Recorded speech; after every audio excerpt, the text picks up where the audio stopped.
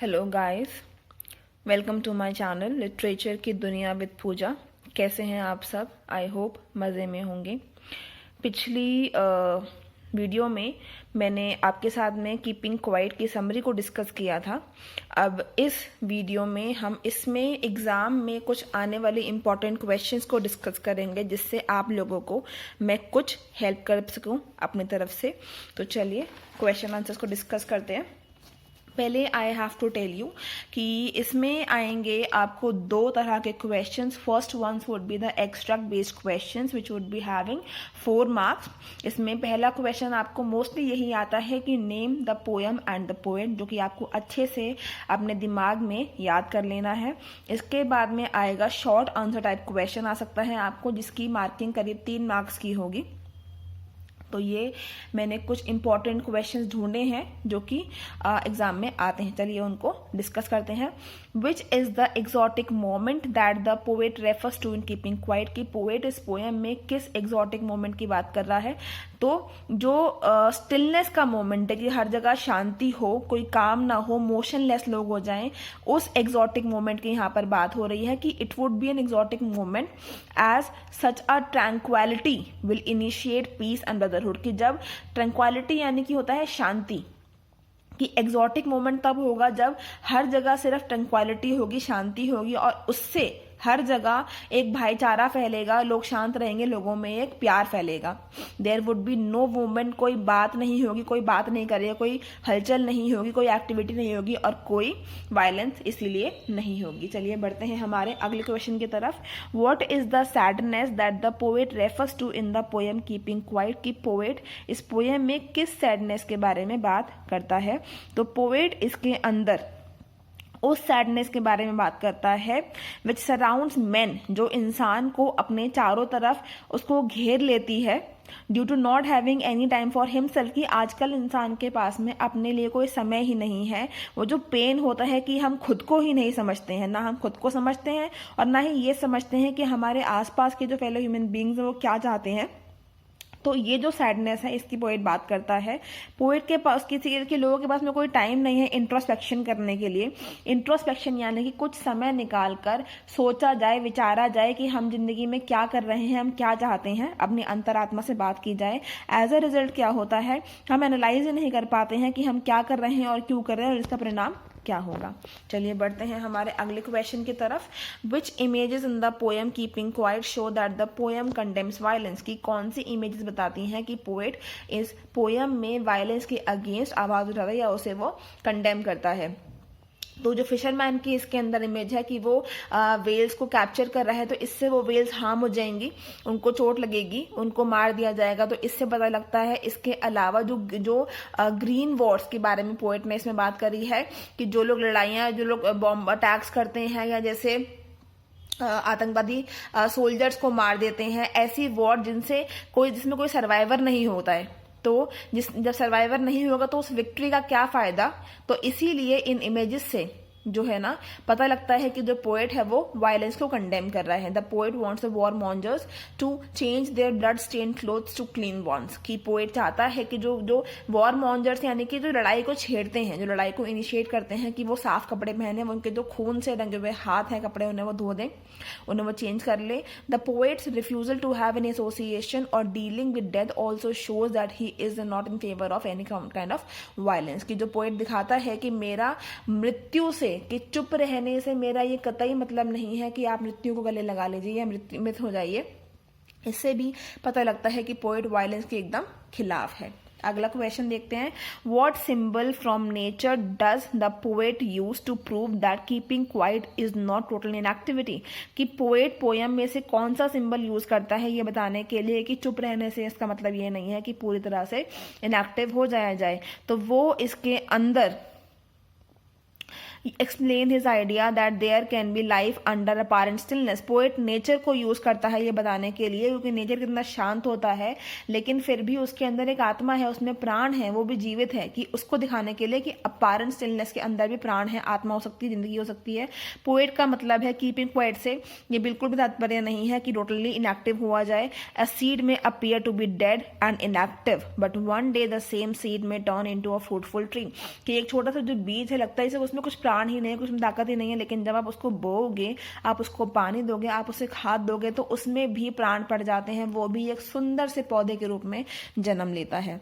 अगला क्वेश्चन है, how according to Neruda can keeping quiet change our attitude towards life, कि Neruda के according चुप रहने से कैसे हमारा जीवन के प्रति एटीट्यूड बदल सकता है। तो पोएट कहते हैं, keeping quiet and suspending all our activities for a brief moment will give us time to introspect, कि चुप रहने से, सारे कामों को छोड़ देने से हमें कुछ समय मिलेगा हमारे लिए, जिससे हम इंट्रोस्पेक्ट कर पाएंगे और अपनी सभी एक्शंस को एनालाइज कर पाएंगे।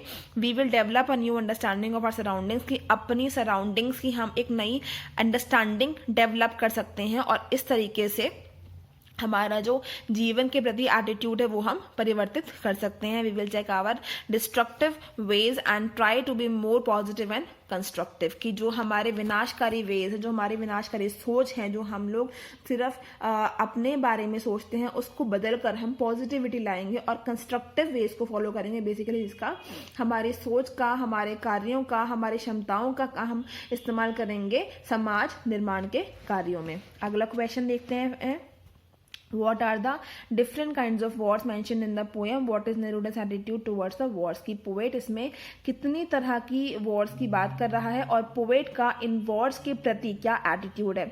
The poet has written about the wars against humanity and nature, की उसने इसमें वॉर्स की बात की गई है जो ह्यूमैनिटी के और नेचर के खिलाफ है। इसमें कौन सी वॉर्स है? ग्रीन वॉर्स है, wars with poisonous gases and wars with fire are the different kinds of wars mentioned in the poem, की जो पॉइजनस गैस और आग पॉइजनस गैसेस होती हैं, आग लगा देते हैं, और जो अलग अलग की वॉर्स हैं उसके बारे में इसमें बात करी गई है। कि वो कहता है कि वॉर से, लड़ाई से किसी का भला नहीं हुआ है।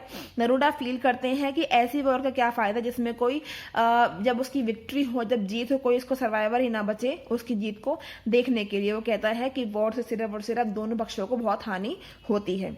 How can suspension of activities help, कि कैसे वो हेल्प कर सकती है बिना कुछ, अगर हम कुछ काम नहीं करेंगे तो। The poet believe that the suspension of activities will allow man to introspect which can help them in analysing their own actions and in solving many of their problems based on caste, religion और nationality. वो ये कहता है कि जब आप कुछ भी काम नहीं करोगे, आप फ्री रहोगे, तो आपका दिमाग कहाँ जाएगा कि आपकी अंतरात्मा से वो बात करेगा। आप इंट्रोस्पेक्ट करोगे, अपने एक्शंस को एनालाइज करोगे और अपनी काफ़ी सारी प्रॉब्लम्स को सॉल्व करने के प्रति आपका ध्यान जाएगा, जो कि कास्ट पे, रिलीजन पे, पर्सनैलिटी पे बेस्ड है। It will also help them develop a new understanding of the surroundings and thus make them mend their destructive ways, कि जब आप अपने सराउंडिंग्स के बारे में एक नई अंडरस्टैंडिंग को डेवलप करोगे तो आपके डिस्ट्रक्टिव वेज को मेंड करने में वो हेल्प करेगा। Do you think the poet advocates total inactivity and death, क्या आपको लगता है कि पोएट का मतलब है कि पूरी तरह से आप इनएक्टिव हो जाओ और मृत्यु को प्राप्त हो जाओ?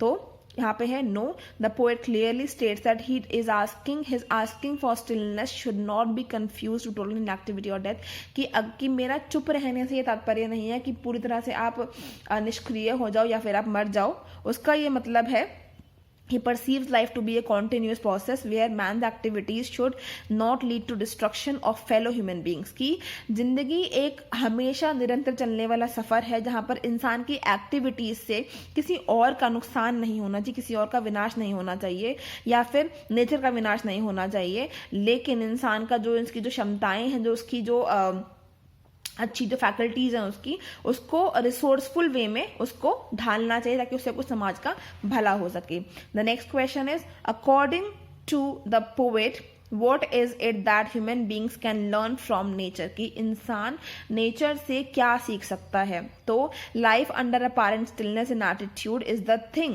कि जो बिल्कुल शांत रहकर भी बिना किसी एक्टिविटी को किए बिना भी किसी चीज के अंदर अगर प्राण होते हैं तो वो ही हमें नेचर सिखाता है। अर्थ को अगर हम देखें तो वो कभी भी टोटली इनएक्टिविटी के स्टेट में नहीं होती है। नेचर अपना काम हमेशा करता ही रहता है, अपने शांत रहकर भी, अपना सौम्य रहकर भी नेचर हमेशा अपना काम करता है। जैसे को पेड़ आपको सांस लेने के लिए ऑक्सीजन देते हैं, धरती माता आपको ये पेड़ देती है जिनसे ऑक्सीजन आता है, हमें लक्कड़ मिलती है, हमें फ्रूट्स मिलते हैं, हमें वेजिटेबल्स मिलते हैं, ये धरती माता हमें अपनी गोद में समाये हुए है।